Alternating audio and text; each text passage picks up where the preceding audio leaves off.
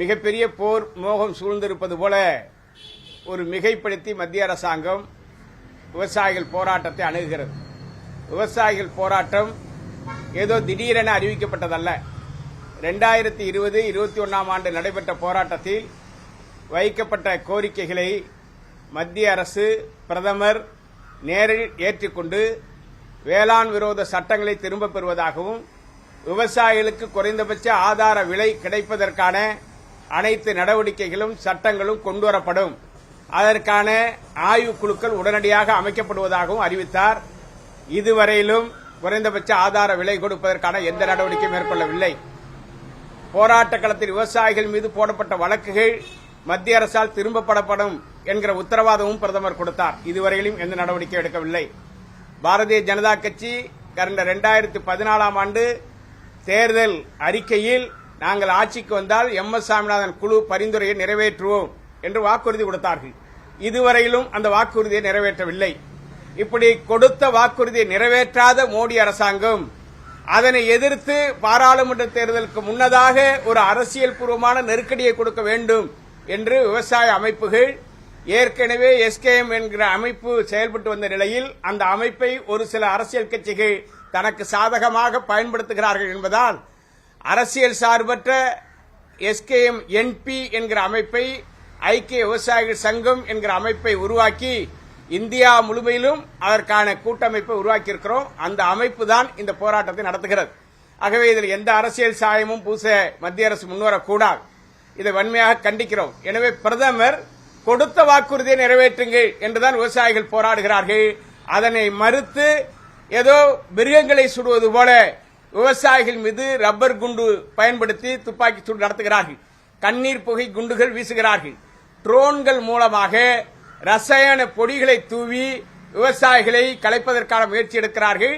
அப்படி அந்த தாக்குதல் நடத்தியதில் பாதிக்கப்பட்டவனில் நானும் ஒருவன். சம்பு பகுதியில் நேற்றைக்கு முன்தினம் போராட்டக்காரர்களோடு இணைந்து அந்த போராட்டத்தில் பங்கேற்ற போது என் மீதும் அந்த ரசாயன பொடி தூவப்பட்டது. ஆகவே பாதிப்பு அடைந்த நிலையில்தான் நான் ஊருக்கே வந்திருக்கிறேன். எனவே மத்திய அரசாங்கம் விவசாயிகளை அடிமைப்படுத்தக்கூடாது, அச்சுறுத்தக்கூடாது, துப்பாக்கி காட்டி மிரட்டக்கூடாது. துப்பாக்கிக்காக அடிபணிய மாட்டார்கள் விவசாயிகள். கோரிக்கையை நிறைவேற்றுவதற்கு இன்று மாலை மீண்டும் பேச்சுவார்த்தைக்கு அழைத்திருக்கிறார்கள். பேச்சுவார்த்தையில் சுமூக முடிவு எடுப்பதை குறித்து பிரதமர் தான் முடிவெடுக்க வேண்டும் தவிர விவசாயிகள் பொறுப்பல்ல. விவசாயிகள் போராட்டத்தை முடிவுக்கு கொண்டு வர வேண்டிய பொறுப்பும் பிரதமருக்கு இருக்கிறது என்பதை நான் வலியுறுத்துகிறேன். இன்றைய தினம் சட்டமன்றத்தில் உணவு அமைச்சர் நெல்லுக்கு 2500 ரூபாய் விரைவில் கிடைக்கும் என்று சொல்லுகிறார். மத்திய அரசும் இதுவே சொல்லுகிறது. 10 ஆண்டுகளில் நாங்கள் ரெட்டிப்பாக்கியிருக்கிறோம் விலை என்று. ஆகவே மத்திய அரசும் தமிழ்நாடு அரசும் கூட்டு சேர்ந்து விவசாயிகளை வஞ்சிக்கிறதோ என்று அஞ்சத் தோன்றுகிறது. எனவே 3500 ரூபாய் நெல் குவிண்டால் ஒன்றிற்கு உடனடியாக விலை வழங்க வேண்டும் என தமிழக அரசை வலியுறுத்துகிறோம். காவிரி பிரச்சனையில் தமிழ்நாடு அரசு தொடர்ந்து மெத்தனப்போக்கால் செயல்படுகிறது. இதனால் காவிரி பெற்ற உரிமை பறிபோய்விடும் என்று விவசாயிகள் அஞ்சுகிறோம். இந்த ஆண்டு இந்த அளவிற்கு மோசமாக காவிரி டெல்டா பாதிக்கப்பட்டதற்கு தமிழ்நாடு அரசுதான் பொறுப்பேற்க வேண்டும். உரிய காலத்தில் உரிய சட்ட நடவடிக்கைகளை மேற்கொள்வதில் தமிழ்நாடு அரசு மிகப்பெரிய பின்தங்கிய நிலையில் இருக்கிறது. கடந்த 1ஆம் தேதி காவிரி மேலாண்மை ஆணைய கூட்டத்தில் காவிரி குறித்தான வரைவு திட்ட அறிக்கை குறித்து விவாதிக்கக்கூடாது, மேகதாது அணை கட்டுவது குறித்தான வரைவு திட்ட அறிக்கை விவாதிக்கக்கூடாது என்று 2 ஆண்டுகளாக நிறுத்தி வைத்திருக்கிறோம். கேரள முதலமைச்சரிடம் நேரில் சென்று மேகதாது அணை கட்டுவதற்கு எதிர்ப்புக்கு தமிழ்நாட்டிற்கு ஆதரவளிக்க வேண்டும் என்று அவரிடம் வலியுறுத்தி அவர் எழுத்துப்பூர்வமான கடிதத்தையே காவிரி மேலாண்மை ஆணையத்தில் கொடுக்க செய்திருக்கிறோம். இத்தனைக்கும் பிறகு கடந்த 1ஆம் தேதி பெரும்பான்மை அடிப்படையில் காவிரி மேகதாது அணை கட்டுவதற்கு கர்நாடகாவிற்கு ஆதரவான நிலைப்பாட்டை காவிரி மேலாண்மை ஆணையம் எடுத்திருக்கிறது. இது மத்திய அரசினுடைய பிரதிநிதிகள் அதை ஆதரித்தார்கள். கேரள அரசும் ஆதரித்ததாகவும் தமிழ்நாடு மட்டும் எதிர்ப்பை பதிவு செய்ததாகவும் கூறி அந்த கருத்தின் அடிப்படையில் பெரும்பான்மை அடிப்படையில் அணை கட்டுவதற்கு சாதகமாக ஆணையம் மத்திய நீர்வளத்துறை ஆணையத்திற்கு அனுப்பியிருக்கிறது. நாங்கள் தமிழ்நாடு அரசை கேட்டுக்கொள்வதெல்லாம் நேற்று சட்டமன்றத்திலும் நீர்ப்பாசனத்துறை அமைச்சர் ஒப்புதல் வாக்குமூலம் கொடுத்திருக்கிறார். சில தவறானவர்கள் இந்த ஆணையத்தில் தவறான முடிவு எடுத்து தமிழ்நாடே மேகதாது அணை கட்டுவதற்கு ஒப்புதல் கொடுத்தது போல ஒரு பதிவை நீர்வள ஆணையத்திற்கு அனுப்பியிருக்கிறார்கள். இதனை ஏற்கக்கூடாது என்று நான் கடிதம் எழுதியிருக்கிறேன் என்று சொல்கிறார். உச்சநீதிமன்ற வழிகாட்டுதல் செயல்படக்கூடிய ஆணையம் மேகதாது அணை கட்டுவதற்கு ஆதரவான கருத்தை தமிழ்நாடு அரசு ஒப்புக்கொண்டதாக அனுப்பிய பிறகு இது குறித்து நேற்றைய தினம் சட்டமன்றத்திலே ஏன் இது செல்லாது என அறிவிக்க கோரி தீர்மானம் நிறைவேற்றவில்லை? காவிரி மேலாண்மை ஆணையத்தினுடைய தீர்மானம் சட்டவிரோதம், இது உச்சநீதிமன்ற தீர்ப்பை அவமதிக்குவதாகும் என ஏன் தீர்மானம் நிறைவேற்றவில்லை? இன்றைக்கு சட்டமன்றம் முடிவுக்கு வந்திருக்கிறது. எனவே தமிழ்நாடு அரசு அவசரமாக அமைச்சரவை கூட்டத்தை கூட்டி தமிழ்நாடு ஒப்புதல் இல்லாமல் மேகதாது அணை கட்ட ஆணையம் எடுத்த முடிவை சட்டவிரோதம் என அறிவிக்க வேண்டும் என்று நாங்கள் வலியுறுத்துகிறோம். இல்லையே தமிழ்நாட்டில் அனைத்து கட்சிகளையும் ஒருங்கிணைத்து மீண்டும் மேகதாது அணை கட்டுவதற்கு எதிரான ஒரு தீவிரமான போராட்டத்தை விவசாயிகள் அமைப்பு கையில் எடுப்போம் என்பதை நான் எச்சரிக்கை செய்கிறேன்.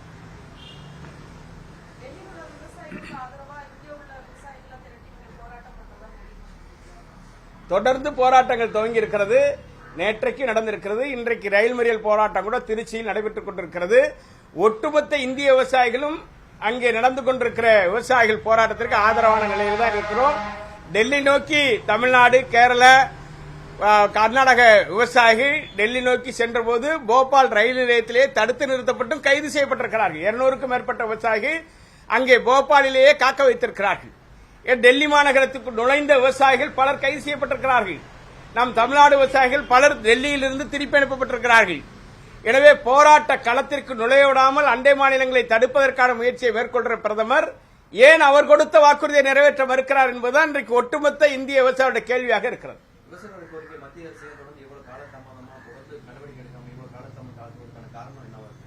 மத்திய அரசு அதானி போன்ற கார்ப்பரேட் நிறுவனங்கள் தான் திட்டங்களை தயார் செய்கிறார்கள். எனவே அவர்களுக்கு ஆதரவாக விவசாயிகளுக்கு தான் கொடுத்த வாக்குறுதியை நிறைவேற்ற மறுக்கிறார். எம்.எஸ். சாமிநாதன் குழு பரிந்துரையை ஏற்க மறுக்கிறார். குறைந்தபட்ச ஆதார விலை தர வேண்டும் என்பதை மறுக்கிறார். எனவே அவர்கள் கொடுத்த வாக்குறுதிகளை நிறைவேற்ற வேண்டும் என்றுதான் போராட்டம் நடந்து கொண்டிருக்கிறது.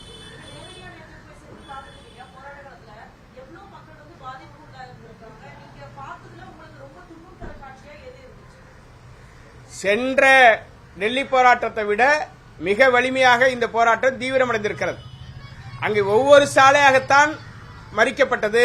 இங்கே ஒரே நேரத்தில் 10க்கும் மேற்பட்ட சாலைகளில் பல லட்சக்கணக்கான விவசாயிகள் திரண்டு நிற்கிறார்கள். பல லட்சக்கணக்கான டிராக்டர்கள் அணிவகுத்து நிற்கிறது. போராட்டம் துப்பாக்கி கொண்டு தடுக்கும் வகையில், ராணுவத்தை பயன்படுத்துகிற வகையில் தீவிரமடைந்திருக்கிறது. இந்த போராட்டத்தினுடைய தீவிரத்தை மத்திய அரசு உணராமல் புறக்கணிப்பதுதான் வேதனையாக இருக்கிறது.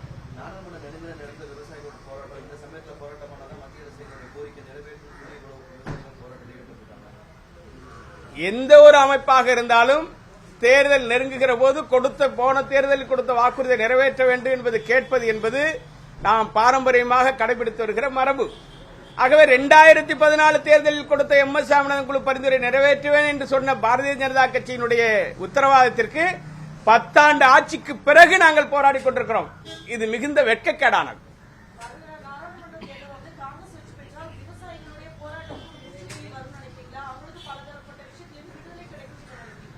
எம்.எஸ். சாமிநாதன் குழுவை அமைத்தது மன்மோகன் சிங் தலைமையிலான காங்கிரஸ் கட்சி. அவர்கள் நிறைவேற்றியிருப்பார்களேயானால் இந்த பிரச்சனை இவ்வளவு நாளுக்கு நின்றிருக்காது. அவர்கள் நிறுத்தி வைத்தார்கள். அதை செயல்படுத்துவர் என்று மோடி வாக்குறுதி கொடுத்துதான் 2014 வெற்றி பெற்றார். ஆனால் வெற்றி பெற்றது முதல் அந்த மசோதாவை தள்ளி கிடப்பில் போட்டுவிட்டார். இதனால்தான் போராட்டம் தீவிரமடைந்திருக்கிறது.